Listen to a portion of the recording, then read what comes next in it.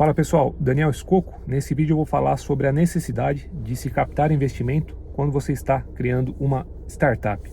É necessário? Não é? É isso que a gente vai investigar, vou passar a minha opinião. Primeiro ponto que eu acho importante, muitas vezes as pessoas colocam na cabeça que esse investimento é necessário para começar.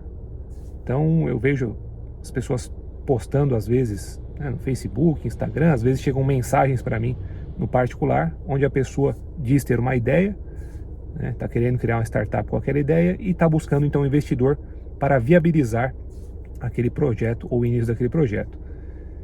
E aqui o ponto importante é, não só não é necessário você captar esse investimento para começar o seu projeto, começar ali a startup, como na maioria das vezes vai ser inviável você fazer essa captação. Então é praticamente impossível você captar no começo, sem ter nada já de construído, de concreto, só na ideia ou só no PowerPoint, como se fala. Tem exceções aqui? Sim, tem pessoas que conseguem captar no PowerPoint, mas são casos muito específicos. Uma possível exceção seria algum empreendedor que já demonstrou sucesso no passado, o que se chama no jargão da área track record, ou seja, o que você já fez no passado de sucesso. Então, se o empreendedor já criou uma, duas, três startups e tiveram sucesso, foram vendidas por cifras significativas, é muito possível, ou talvez até provável, que ele consiga captar só por ter uma próxima ideia. Muitas vezes ele vai captar com investidores que investiram nele no passado ou que conhecem ele do passado, e aí com uma simples ideia ele consegue captar, às vezes até sem ideia. Eu já vi casos onde, quando o empreendedor é muito bom, assim que ele vende uma empresa, os investidores já chegam para ele e falam, não sei nem o que você vai fazer agora, mas eu quero investir na sua próxima atacada, e dão um cheque com a ideia ainda em branco. Então isso acontece, é a primeira exceção.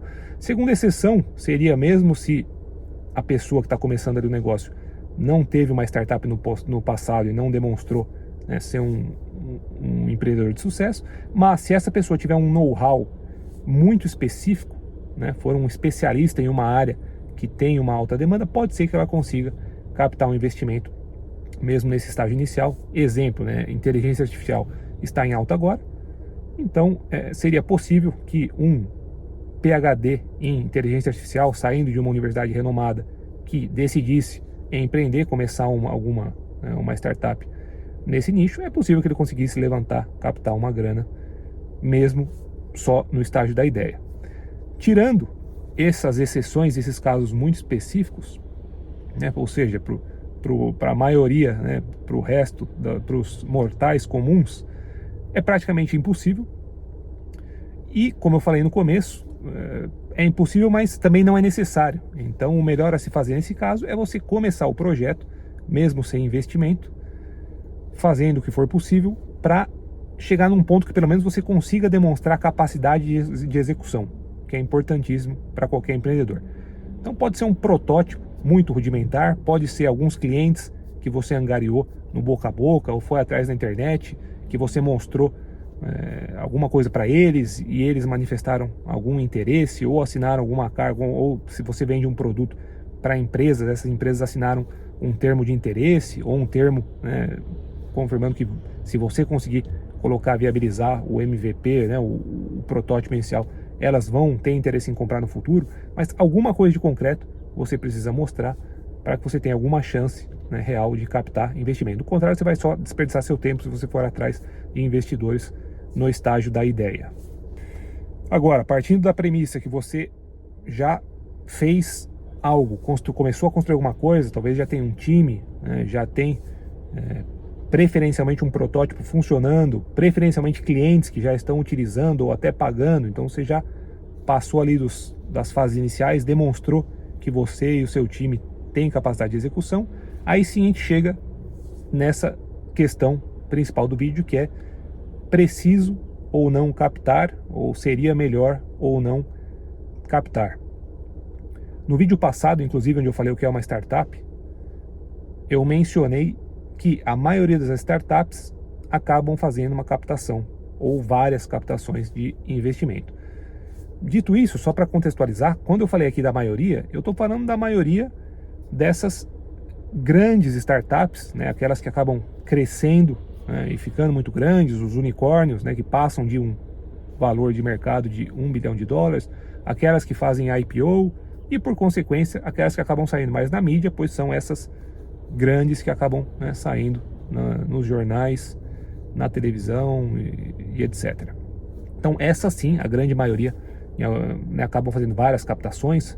Foi o caso do Google, foi o caso do Facebook, do Twitter e por aí vai, né, da vasta maioria que chega nesses níveis de tamanho de empresa e de faturamento.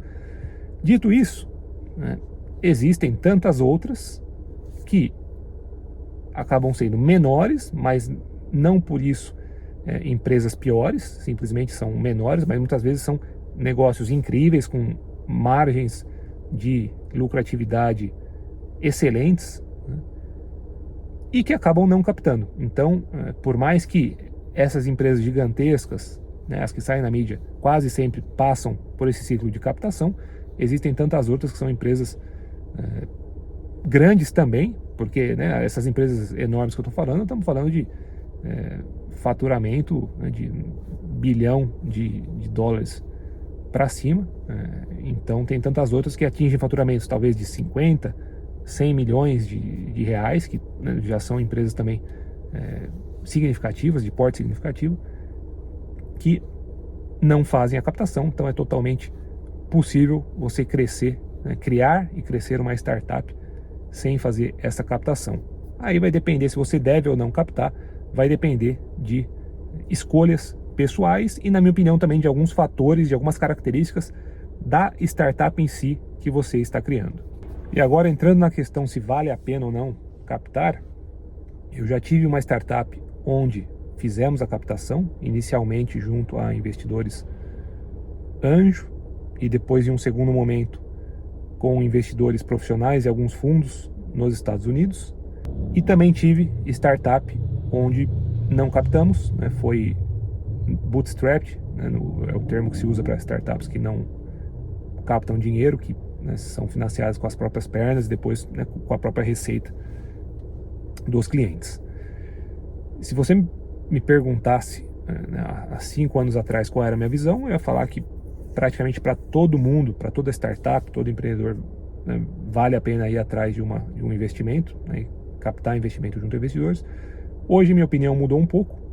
Eu acho que vale a pena em alguns casos específicos, tá? Em outros não, outros é melhor você seguir sem captar. Então vamos lá, em quais casos vale a pena fazer essa captação? Ou às vezes não só vale a pena, como é necessário, né, e vai afetar a probabilidade de sucesso da sua startup. Primeiro caso é se você está trabalhando em um projeto que tenha efeito de rede. O que é efeito de rede? É uma dinâmica onde cada cliente adicional do seu produto vai aumentar o valor para todos os outros clientes e usuários do seu produto. O exemplo mais clássico é o fax. Então vamos supor que você é uma empresa que você vende fax. Para cada cliente adicional que instalar um fax na sua empresa ou na sua casa, todos os outros se beneficiam, porque agora eles têm uma pessoa, uma empresa a mais com quem eles podem trocar, né, esses fax. Tem um exemplo antigo aqui, talvez quem estiver vendo o vídeo não vai se lembrar ou nunca usou um fax, mas basicamente era um aparelho que servia para você mandar como se fosse um e-mail, só que fisicamente você colocava na sua máquina e ela saía na máquina da outra pessoa. O próprio e-mail, né, ou o telefone também são exemplos de produtos com efeito de rede. Cada pessoa a mais utilizando vai aumentar o valor, né, daquela rede, né, portanto, para todos os outros usuários.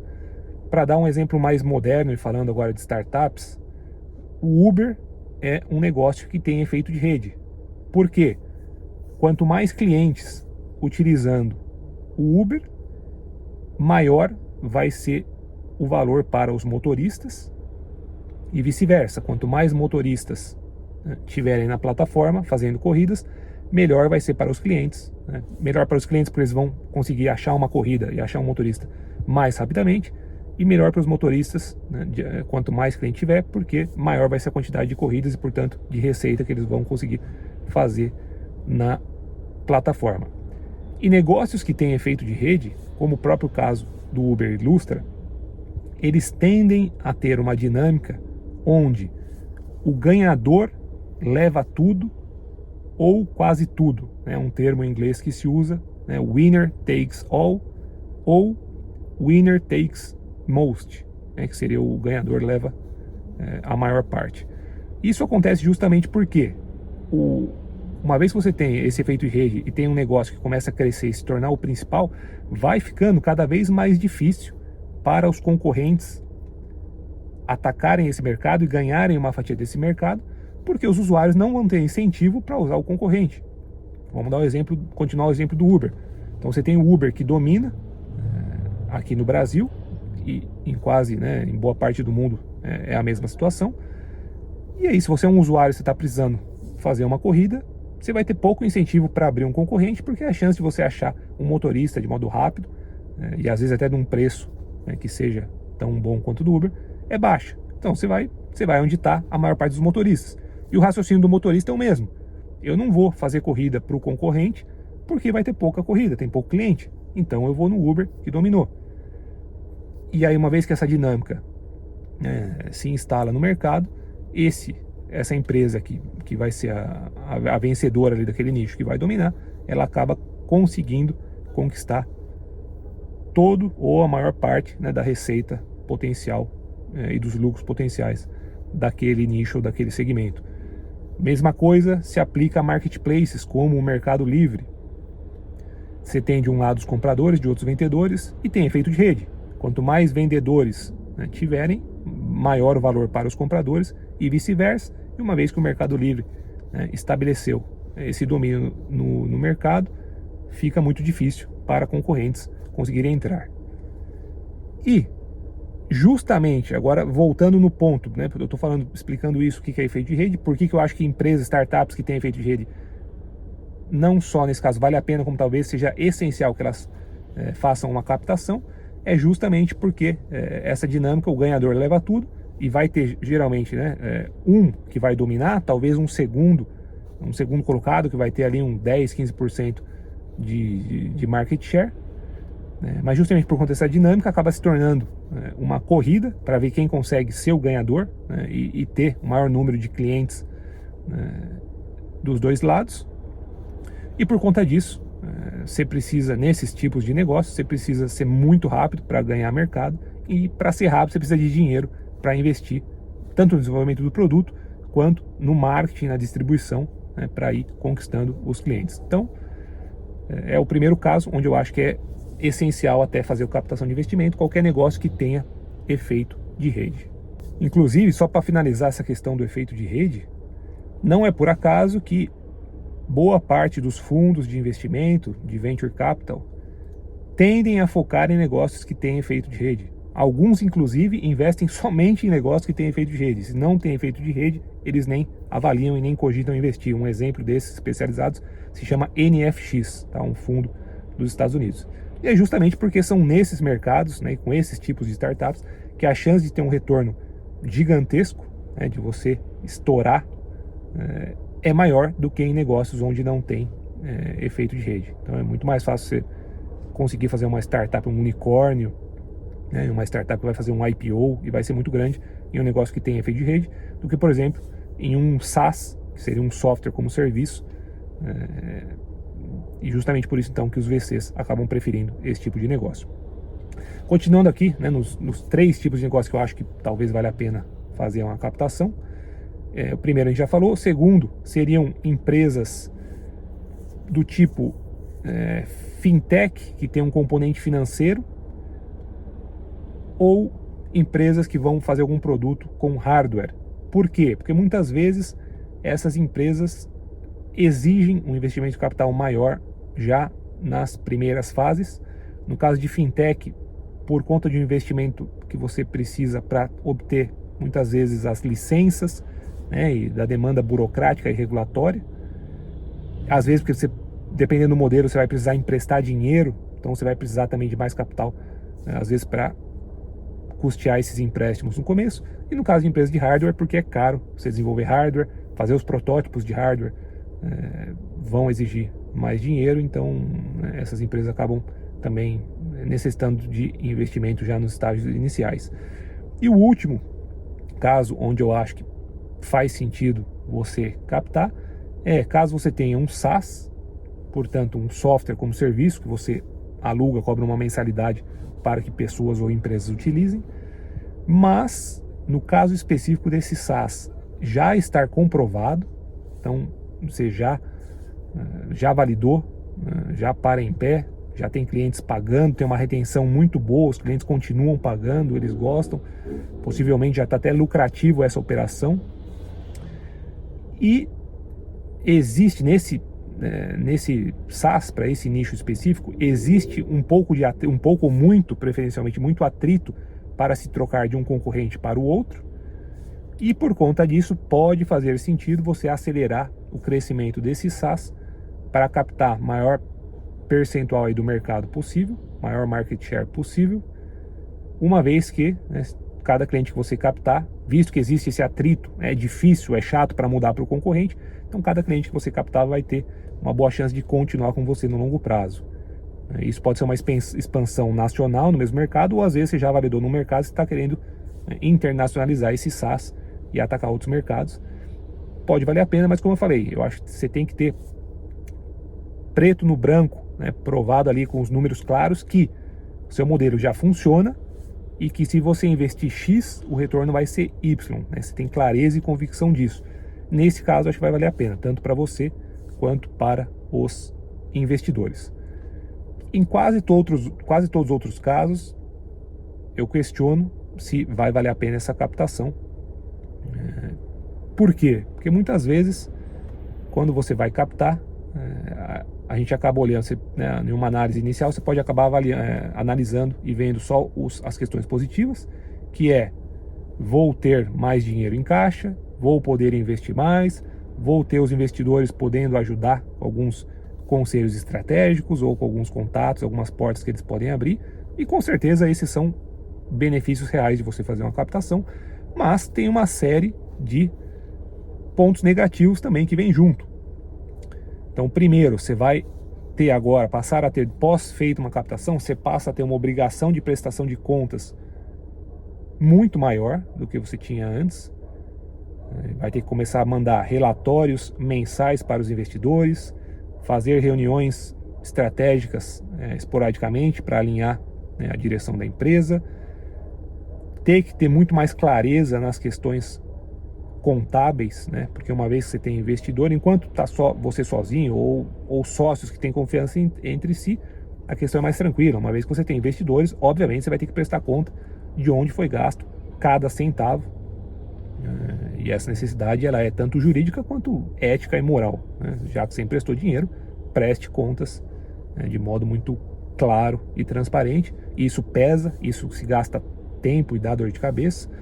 Além disso, geralmente quando você faz uma captação, o jogo muda um pouco, né? O investidor profissional, os fundos de Venture Capital, eles investem, né, na expectativa que a startup vá ter um crescimento muito rápido e multiplicar o seu valor em 10x, 20x, 30x. Isso acaba sendo uma proposta de tudo ou nada, né?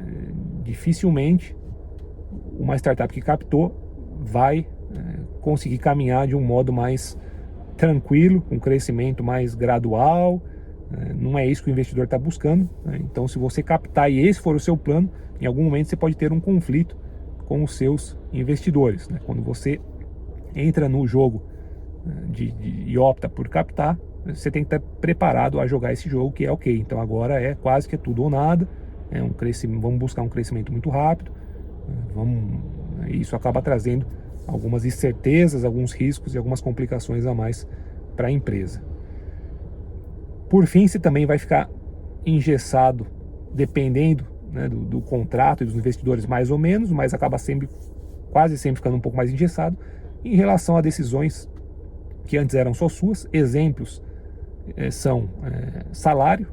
Então, se a empresa é sua ou só do seu sócio, não tem investidor, vocês vão decidir entre vocês qual vai ser o salário que vocês vão tirar mensalmente. Uma vez que tem investidores, né, na empresa, geralmente a boa prática é você ter um salário mínimo ali para sua subsistência, porque o objetivo é manter o caixa na empresa, fazer ela crescer, para que daqui a algum tempo, 5, 10 anos, essa empresa possa possivelmente ser vendida ou fazer um IPO, né, abrir capital. E aí sim, né, lá na frente, todos, tanto os empreendedores quanto eventualmente colaboradores que tiverem ações também, cotas da empresa e investidores, todos vão ganhar a bolada juntos e só lá na frente. Então, né, a ideia não é enriquecer com salário ao longo dos primeiros anos. Mesma coisa para distribuição de lucros. Se a empresa é sua, você pode fazer, e se estiver dando lucro, você vai poder optar por fazer essa distribuição de lucros. Já se tiver investidor na jogada, geralmente todos os lucros vão ser reinvestidos, porque, de novo, o plano é fazer a empresa crescer o mais rápido possível para, num horizonte temporal entre 5 a 10 anos, ter uma saída para esses investidores, que pode ser uma venda para alguma outra empresa maior, estratégica, ou eventualmente, né, se der tudo certo, uma abertura de capital. Então você vê que uma série de coisas mudam, né, aumenta a responsabilidade, aumenta a burocracia, por isso que tem que se pensar se, né, no seu caso, vale mesmo a pena fazer essa captação. Né? Como eu falei, eu acho que tem alguns casos onde fica mais claro que sim, vale a pena, nos outros acho que é questionável, aí depende do objetivo que você tem. Beleza? Valeu, pessoal!